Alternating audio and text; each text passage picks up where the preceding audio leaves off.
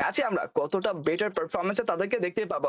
Okay guys, চলে যাবো প্রথম ম্যাচ, যেখানে আমাদের সাথে কিন্তু হচ্ছে রাত ভাই YT versus team DK gaming. Yes guys, রাত ভাই ওয়াইটি ভার্সেস ডিকে গেমিং এ প্রথম ম্যাচের প্রথম ব্যাটল অলরেডি কিন্তু স্টার্ট হয়ে গেছে। লেটস গো, সামনে দিকে এগিয়ে যাবো। তবে ব্রডকাস্টারকে বলবো এখানে একটু ঝামেলা হচ্ছে, প্লেয়ারদের নামটা দেখা যাচ্ছে না।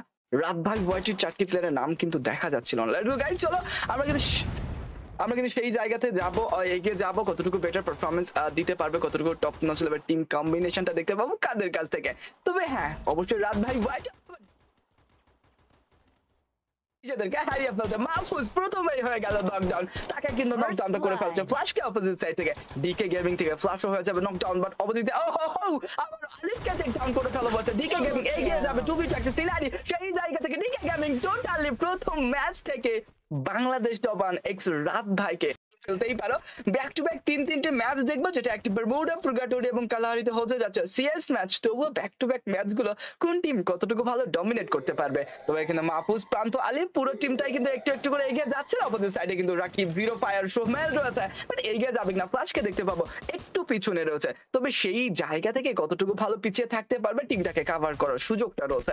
একদম হোল্ডিং একটা পজিশনে থাকবে তারা। তবে আলিফ কি সেখানে এগিয়ে যাবে কিনা, কোনভাবে ডিকে গেমিং তারা পিছন দিকে ঘুরে যাওয়ার ট্রাই করছে কিনা। ইয়েস গাইস, মেহেদি অনেকটা দূরে রয়েছে, দূর থেকে ড্যামেজ গুলো প্রোভাইড করবে। জিরো ফায়ার একটা হেলথ লুজ করে ফেললো, সেই জায়গা থেকে মাস্ট বিতে এবার কিন্তু এগিয়ে যেতে হবে। জিরো ফায়ার নিজেকে হিলটা করে ফেলবে, বাট আলিফ গেমিং তার উপর কিন্তু পড়বে প্রেসার। পুরো দুইটি প্লেয়ার এবার কিন্তু আলিফ গেমিং কে উদ্দেশ্য করে ব্যাক টু ব্যাক ফায়ার কিন্তু করেই যাচ্ছিল, বাট একটি ফায়ার খুব একটা ভালো কানেক্ট হয়নি। এবার আলিফ গেমিং দূর থেকে মেহেদির ভালো কানেকশন মেক করে ফেলা হয়েছে, বাট জিরো ফায়ার অনেকটা ড্যামেজ খেয়ে গেল। এবার নিজেকে হিল করে ফেলা সুযোগটা রয়েছে, সুমেলকে করে ফেলছে নকডাউন। আলিফ এবার যদি ভিতরে ঢোকা পড়ে ব্যাক টু ব্যাক পুরো তিনটি প্লেয়ারকে জাম করে ফেলছে। লাস্ট প্লেয়ার থাকবে সোলো সার্ভাইভার ফ্ল্যাশ, সেখান থেকে পুরো 1v3 একটা সিনারি ক্রিয়েট হয়ে যাবে। মাহফুজকে নকডাউন করে ফেলছে, প্রান্তকে নকডাউন করে ফেলছে, 1v2 একটা সিনারি ক্রিয়েট হয়ে যাবে। আলিফকে knockdown 1v1 let's go, Mehedi versus flash 1v1 একটা সিনারি হচ্ছে। দেখে মেহেদি নিজের টিমমেটকে রিভাইভ করে ট্রাই করছে, রিভাইভটা করে ফেলা হচ্ছে প্রান্তকে। এবার কিন্তু ফ্ল্যাশ 1v2 একটা সিনারি ক্রিয়েট হয়ে যাবে, আবার কিন্তু মেহেদিকে নকডাউন করে ফেলা হচ্ছে। ফ্ল্যাশকে এগিয়ে যাবে কিনা, ফ্ল্যাশ সেখান থেকে এগিয়ে গিয়ে নিজের টিমমেটকে রিভাইভ করে ট্রাই করবে। ওকে চলো দেখা যাক, এবার যদি নিজের টিমে রিভাইভ করে ফেলছে লাইক সিরাজুল প্রান্ত, এবার এন্ট্রি করে ফেলে প্রান্ত, ড্যামেজ আসবে কিন্তু সুমেল নিজেকে কভারটা করে ফেলে। লেটস গো, ফ্ল্যাশ ভার্সেস প্রান্ত একটা ব্যাটল হচ্ছিল, সেই জায়গা থেকে লাস্ট পর্যন্ত ফ্ল্যাশের ড্যামেজে প্রান্ত নকডাউন এবং এলিমিনেট হয়ে গেল রাত ভাই ওয়াইটি। ব্যাক টু ব্যাক দুইটি ম্যাচে কিন্তু রাত ভাই ওয়াইটি একটা ধরাশায়ী দেখতে পেয়েছে, দুটি রাউন্ড কিন্তু তারা হাতছাড়া করে ফেলেছে। তবে মাস্ট বি সুযোগ রয়েছে এইবার তৃতীয় রাউন্ডটাতে কি করবে তারা, তৃতীয় রাউন্ডটাতে কামব্যাক তাদের কাছ থেকে দেখতে পাবো কিনা।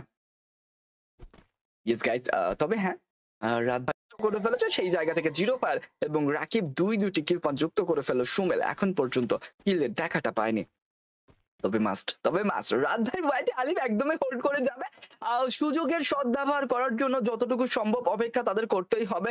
মাস্ট বি সেই জায়গাতে সুমেলকে দেখতে পাচ্ছেন দূরে অপেক্ষা করছে, পুরো দুইটি প্লেয়ার একই জায়গাতে থাকবে। সুমেল এন্ড জিরো ফায়ার তারা কিন্তু সেম পজিশনটাতেই রয়েছে, এবং এই পজিশনটাকে এবার কাজে লাগাতে পারবে কিনা রাত ভাই ওয়াইটি। এবার কিন্তু অলরেডি কিন্তু 3 ভার্সেস 2 তে স্প্লিট হয়ে গেছে, তারা 3 ভার্সেস 1 এ স্প্লিট হয়ে গেছে। বাট অপোজিট সাইডের দিকে টিম ডিকে গেমিং তাদেরকে দেখতে পাচ্ছিলাম তারা কিন্তু অলরেডি 2-2 তে স্প্লিট হয়ে গেছে। দ্যাটস ওয়াই রাত ভাই ওয়াইটি তাদের উপর যদি কোনোভাবে প্রেসারটা ক্রিয়েট করা যায়, অপোজিটে থাকা সোলো প্লেয়ারটার উপর যদি কোনোভাবে প্রেসারটা ক্রিয়েট করা যায়, নকডাউন বের করে ফেলা খুব একটা সহজ হয়ে যাবে। সামনে রয়েছে মাহফুজ, এবার এগিয়ে যাবে মাহফুজের দিক থেকে, এবার মাহফুজ পিছন দিক থেকে এন্ট্রি করে ফেলতে পারে।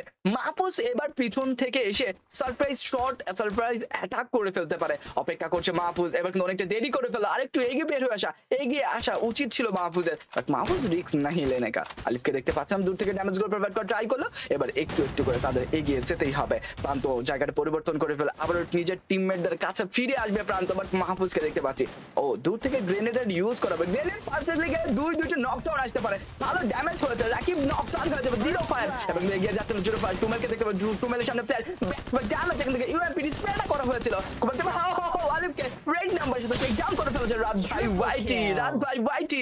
ব্যাক টু ব্যাক তিনটি ম্যাচ তারা কিন্তু তিনটি রাউন্ড তারা কিন্তু এবার